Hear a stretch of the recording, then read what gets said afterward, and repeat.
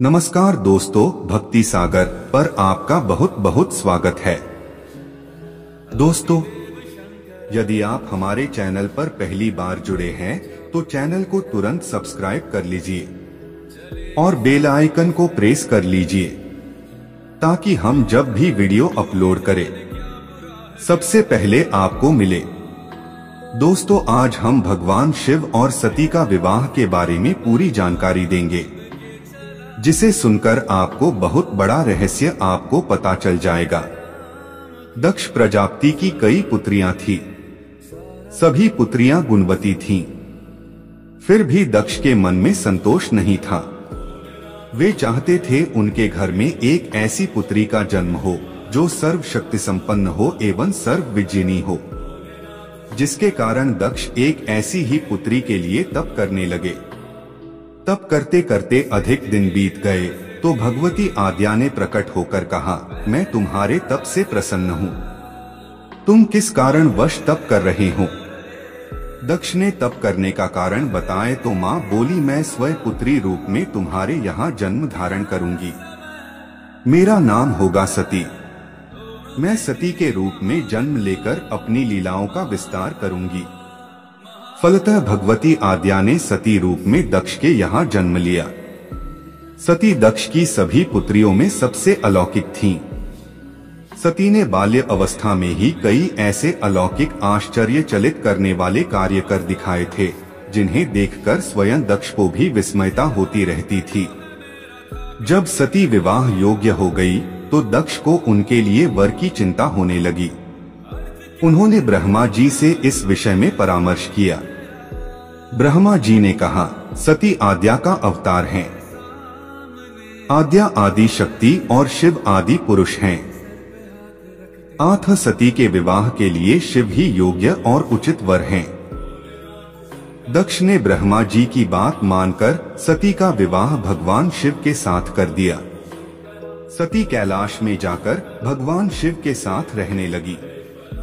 भगवान शिव के दक्ष के दामाद थे, किंतु एक ऐसी घटना घटित हो गई जिसके कारण दक्ष के हृदय में भगवान शिव के प्रति बैर और विरोध भाव पैदा हो गया। एक बार देवलोक में ब्रह्मा ने धर्म के निरूपण के लिए एक सभा का आयोजन किया था। सभी बड़े बड़े देवता सभा में एकत्र हो गए थे। भगवान शिव भी इस सभा में बैठे थे। सभा मंडल में दक्ष का आगमन हुआ। दक्ष के आगमन पर सभी देवता उठकर खड़े हो गए, पर भगवान शिव खड़े नहीं हुए। उन्होंने दक्ष को प्रणाम भी नहीं किया। फलतः दक्ष ने अपमान का अनुभव किया। केवल यही नहीं, उनके हृदय में भगवान शिव के प्रति ईर्ष्या की आग जल उठी। वे उनसे बदला लेने के लिए समय और अवसर की प्रतीक्षा करने लगे। एक बार सती और शिव कैलाश पर्वत पर बैठे हुए परस्पर वार्तालाप कर रहे थे। उसी समय आकाश मार्ग से कई विमान कनखल की ओर जाते हुए दिखाई पड़े। सती ने उन विमानों को दिखकर भगवान शिव से पूछा, प्रभो, ये सभी विमान किसके हैं और कहाँ जा रहे हैं? भगवान शकंद्र ने उत्तर दिया, आपके पिता ने बहुत बड़े यज्ञ का आयोजन किया है। समस्त देवता और देवांगनाएं इन विमानों में बैठकर उसी यज्ञ में सम्मिलित होने के लिए जा रहे हैं। इस पर सती ने दूसरा प्रश्न किया, क्या मेरे पिता ने आपको यज्ञ में सम्मिलित होने के लिए नहीं बुलाया? भगवान शंकर ने उत्तर दिया, आपके पिता मुझसे बैर रखते हैं, फिर वे मुझे क्यों बुलाने लगे?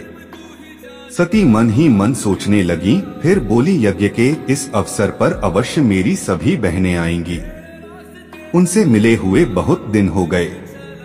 यदि आपकी अनुमति हो तो मैं भी अपने पिता के घर जाना चाहती हूँ। यज्ञ में सम्मिलित हो लूंगी और बहनों से भी मिलने का सुअवसर मिलेगा। दोस्तों, हम बहुत ही मेहनत करके वीडियो बनाया हूँ।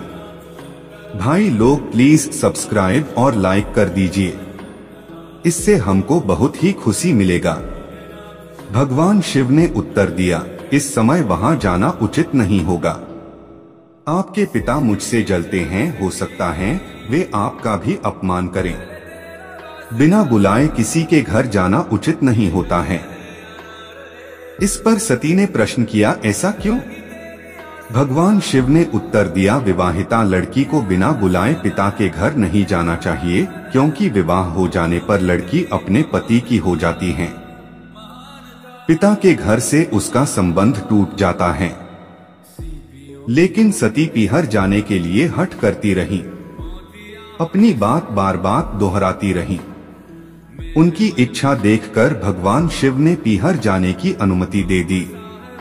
उनके साथ अपना एक गण भी साथ में भेज दिया। उस गण का नाम वीरभद्र था। सती वीरभद्र के साथ अपने पिता के घर गईं। घर में सती से किसी ने भी प्रेम पूर्वक वार्तालाप नहीं किया। दक्ष ने उन्हें देखकर कहा, तुम क्या यहाँ मेरा अपमान कराने आई हो? अपनी बहनों को तो देखो, वे किस प्रकार भांति भांति के अलंकारों और सुंदर वस्त्रों से सुसज्जित हैं।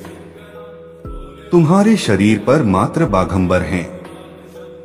तुम्हारा पति श्मशानवासी और भूतों का नायक है। वह तुम्हें बाघंबर छोड़कर और पहना ही क्या सकता है? दक्ष के कथन से सती के हृदय में पश्चाताप का सागर उमड़ पड़ा। वे सोचने लगीं, उन्होंने यहाँ आकर अच्छा नहीं किया। भगवान ठीक ही कह रहे थे, बिना बुलाए पिता के घर भी नहीं जाना चाहिए। पर अब क्या हो सकता है? अब तो आ ही गई हूं। पिता के कटु और अपमानजनक शब्द सुनकर भी सती मौन रही। वे उस यज्ञमंडल में गईं जहां सभी देवता और शिमुनि बैठे थे तथा यज्ञकुंड में धू धू करती जलती हुई अग्नि में आहुतियां डाली जा रही थीं। सती ने यज्ञमंडप में सभी देवताओं के तो भाग देखे, किंतु भगवान शिव का भाग नहीं देखा।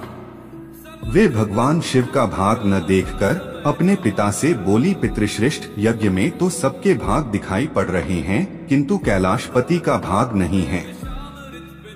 आपने उनका भाग क्यों नहीं रखा? दक्ष ने गर्व से उत्तर दिया, मैं तुम्हारे पति शिव को देवता नहीं समझता। वह तो भूतों का स्वामी, नग्न रहने वाला और हड्डियों की माला धारण करने वाला है।